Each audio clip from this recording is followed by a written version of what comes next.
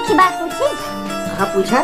मान ला एक तरफ हम रही और एक तरफ खूब सुंदर लड़की रहत, तो तू कैसे बियाह करते? हम तुहिन से करें। ठीक है। और मान ला हम गुटखा पान सुपारी और दारू वारू पी के गांजा उजा पी के नाली फाली में लोटे रही, तो तू कैसे बियाह करते? तो हम पहले तार नशा छोड़ाई और तो का नाली में से निकाल के नहवाई धोवाई, लेकिन बियाह हम तुहिन से करें।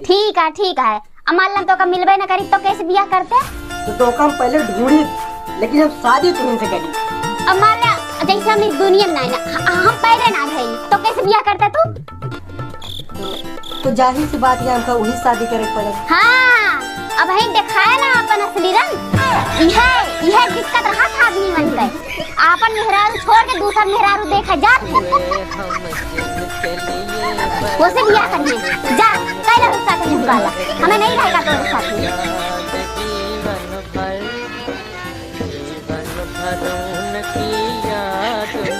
हम